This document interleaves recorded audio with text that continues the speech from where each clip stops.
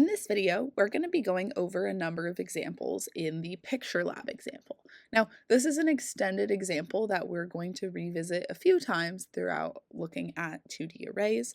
In this example, we're actually not really going to think at all about 2D arrays all that much, but just kind of an intro into what the PictureLab is and the kind of things that we can do. In the next example we'll see with this, we're really going to care a whole lot about the rows and columns and the 2D arrayness of pictures. To start, let's talk a little bit about pictures themselves. How is a picture a 2D array? Well, pictures are clearly a rectangular shape with rows and columns of something, but what is that something? Well, that something is called a pixel, and a pixel kind of just represents a color. Now, we haven't really talked about colors all that much in this class, but here's how we're going to think about colors, and here's how we commonly think about colors. Every color can actually be made up of some amount of red, some amount of green, and some amount of blue. And actually by combining those three colors, you can get every visible color imaginable. So we use something commonly referred to as the RGB color scale, or red, green, and blue. So every pixel is actually made up, like I said, of some amount of red, some amount of green, and some amount of blue. Now by changing and manipulating those values, I can actually do some pretty cool stuff with images. What we're about to do is almost going to feel like kind of like a Photoshop-y sort of experience. We're going to be like manipulating images in fun ways. Almost like if you've ever used the photo booth application on a Mac where you can take pictures with different funky looking filters. That's kind of what we're going to do here.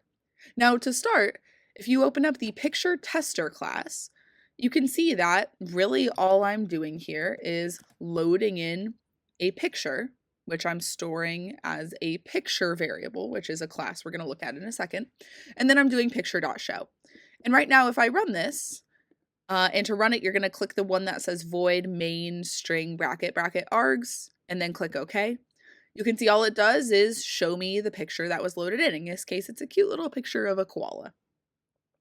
Like I said, we're going to write some code to actually manipulate this picture to make it look a little bit different. So I'm going to close out of this. Let's open up the actual picture class and let's kind of get started in here. So I'm going to scroll all the way down to the bottom here. We don't actually care about a lot of the stuff in the picture class, but we're going to add some new methods at the bottom here. So to start, let's write a method called public void 0 green. Now, knowing that a pixel has some amount of red, some amount of green, some amount of blue, what is this method probably going to do? It's going to go through all of the pixels in the image and set the amount of green in that pixel to actually be 0. So in this case, let's do this. Let's start by doing pixel bracket pixels equals get pixels. Now you might be wondering, hey, again, images or pictures are 2D arrays. Why am I making a one-dimensional array? Well, if you think about the process of setting all of the green in the pixels to 0, do I actually really care about where the pixels are in the image, kind of row and column wise? Not really. I can just kind of loop through and set all of the green of every single one to 0. I don't really have to worry about what position that pixel is in. So it's actually okay to load in this picture as just a really big one-dimensional array of all the pixels in the image. I lose the information about the rows and the columns, but I don't really lose the pixels themselves. So what type is pixels is actually a 1D array of pixels. And what am I going to do is we're going to loop through that 1D array and set all the green to 0. So let's do for int I equals 0. I is less than pixels.length I plus plus. We're going to say pixels bracket I dot set green, which is actually a method of the pixel class. You might not have known that, right? We haven't seen the pixel class before, but we can actually set the red, green, and blue values. You can also get what the red, green, and blue values are currently. So we're going to set the green value to be 0. And let's actually go ahead and compile this. And then we can jump over to the picture tester. And before I show the picture, let's do picture.0 green. And I can compile this and then run it. You can see here's the koala with no green in it. Whoa, looks kind of crazy. Looks almost purpley. Because if you think about it, if I take out all the green, what's actually left is red and blue. So it actually makes sense that this is kind of a purpley sort of magenta color. All right, let's close out of this. And before we actually write another method, I want to show you another way that we can actually do this zero green method. Now, the way I'm about to show you, we're going to get the exact same result of setting all of the green pixels to 0. But I actually have a new thing to teach you here, which is a different way to do a for loop. I've been a little bit lying to you in every single video that like this is the way that you have to do a for loop through an array. That's actually not true. Java has a special type of for loop that actually looks a little different than this for loop here. And let me actually explain what this type of for loop is with a little separate example, because pixels are a little bit hard to think about. So let's actually take a look at this example here. Here I've got this array, it's 5 long, and it just has a bunch of greetings in it. And we're going to say this array is called greetings. In our regular for loop, look, as I have here, for int I equals 0, I is less than greetings.length, I plus plus, I can print out I, right? What is I is the index, or kind of the number that I'm looking at in the array. And then I can print out the greeting itself, which I can get by doing greetings bracket I. Like I said, there's actually another way we can do this though. And that other way is something called a for each loop. Let me actually show you what it'll look like in our pixel code, and then I'll show you the corresponding one in this example here. So down here, let's rewrite the method public void 0 green. And it doesn't really like that I've created 2 0 green, so let's kind of comment out the one up here. I'm going to do slash star and then star slash to bulk comment this out. We're going to start this the same way. Pixel bracket bracket pixels equals get pixels. But now I'm going to do the for loop the other way. So watch as I do this. I'm going to write for pixel p in pixels. And in here, I'm going to do p dot set green 0. This for loop is called a for each loop. The way that a for each loop works is when you are looping through, let's say, an array, you get to loop through the items in each box instead of the index. So what is P? P is going to be actually the first pixel in pixels, then the second pixel in pixels, then the third one. So I actually completely lose the information of the index. Again, it's a little hard to think about kind of the abstract idea of a pixel in an image. So let's go back to this example here. And let's look at the for each loop for this one. Here, this is an example of a for each loop in this example, right? For string word in greetings. And again, this is the format of the for each loop. It's always the type that's in the array or array list if you're doing this with an array list. The variable name, right? In our regular for loop, this was I or an index. In this case, this is going to be actually the thing inside the box in the array, and then a colon, and then the name of the thing that you're looping through. So again, what is word? Word is first hi, then it's hello, then it's yo, then it's sup, then it's hey. What is the advantage of doing a for each loop? Well, this code looks pretty clean. This code looks pretty clean compared to this code. I don't have to do pixels bracket I, right? I can just use P. I don't have to do greetings bracket I can just use word. It's actually pretty nice. What information do I actually lose when I do a for each loop is the index. I actually don't know where I am in the array as I'm looping through. We know there's some applications of doing for loops through arrays where I actually care a lot about the index. Things like maybe I need to look at me and my neighbor. I care a lot about the index then because I need to do I plus 1. There's no way to do that with a for each loop.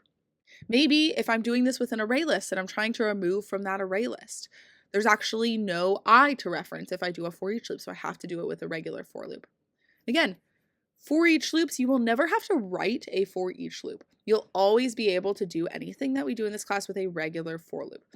Again, what's the advantage is it looks kind of clean. It's nice to look at, right? For each loops are pretty. They make the syntax that's kind of yucky go away a lot of the time. They're especially nice when you're doing things with array lists, and maybe it's an array list of a complex type like a geoval or hotel television. You can say like for hotel television TV in televisions, and then instead of doing televisions dot get I dot something, you can just do TV dot something. It's pretty nice. So again, you lose the index, but it's pretty to look at. The one place where this does come up a lot in APCSA is the College Board loves throwing for each loops in the multiple choice. So it is something you will have to know and understand how it works. But again, if you don't really like the for each loop, it's not something you'll ever have to write if you don't want to.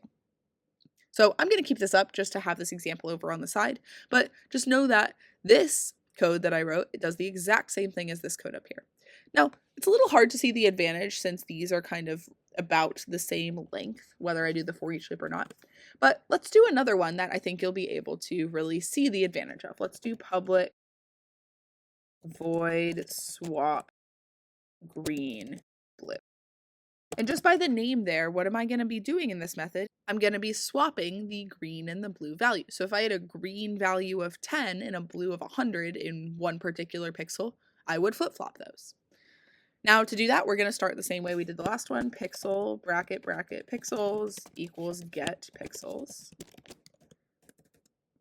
Then let's do a for each loop. So I'm going to say for pixel p in pixels. And again, I'm just choosing P because it's short. I could call this whatever I wanted. I could call it potato. I could call it pix. I could call it pixel. Pixel's a little confusing because that's the name of the class, but just know that just like I in the regular for loop, I can call this whatever I want. It's just a variable. How many lines of code does it actually take to swap two values? It's actually 3, because if you think about it, I could do something like this. If I do p dot set green to the blue value, p dot get blue, and p dot set blue to p dot get green. What's the issue here? Once I set the green with the blue value, I've actually overwritten what used to be there before, so this actually won't swap, right? The blue will get set back to whatever it was before. It's only the green that'll change. So what I actually want to do here is let's actually save the original green value in a variable. So I'm going to say int save equals p dot get green. And then I'm going to set the blue to save. Again, what was the advantage of the for each loop here? Everywhere that I have p in this code, I would have had to say pixels bracket I. It's actually a lot cleaner to not have to do that, right? I've cleaned up a lot of my syntax. Let's compile this and make sure it works. So I'm going to compile. Let's go to picture tester. I'm going to change this to swap green blue. And let's take a look at what this looks like. And there you go. It's kind of this funky, almost purplish and weird parts of the image sort of koala. We're going to write 2 more methods down here. Let's go down to picture and let's do this fun one. Let's do public void negative. What do I mean by a negative of an image? Every pixel is actually its exact opposite. So let's say I had a value of 0 somewhere. That would actually turn to 255. Let's say I had a value of 255. That would turn to 0. And let's say I had a value of 10. That would now become 245. So how do I actually get the opposite value? It's actually the biggest value that you can have, which is 255 for an RGB color scale, minus the original value, right? 255 minus 0 is 255. 255 minus 255 is 0, and 255 minus 10 is 245. So that's what we're going to do. Let's do pixel, bracket, bracket, pixels, equals get pixels for pixel p in pixels. I could do this with regular for loop, but we're just practicing the for each loop. Let's do p dot set red to, like I said, 255 minus p dot get red. Let's do p dot set blue to 255 minus p dot get blue.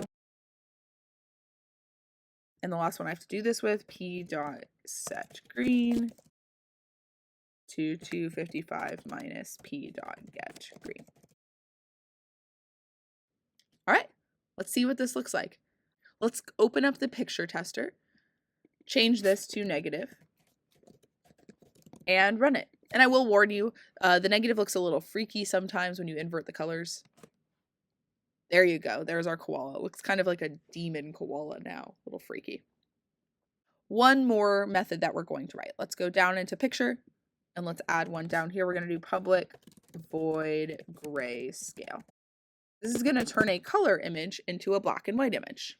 And actually how that works is an image becomes black and white when all of the pixel values, the red, green, and blue, are set to the same for a particular pixel.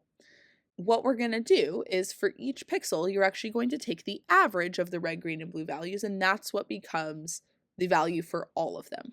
And the reason behind that is we want to keep kind of the intensity of the image the same. The areas that were dark colors should stay dark, and the areas that were lighter colors should stay light. And that's actually what will keep this up. That's the math that we're going to do. So let's do pixel, bracket, bracket, pixels equals get pixels.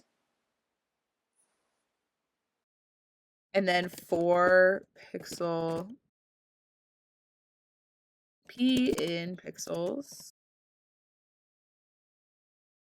we're going to first calculate the average. So I'm going to do int average equals, and then again, it's all of them, the different color channels added up, divided by 3. So p dot get red plus p dot get blue plus p dot get, green divided by 3.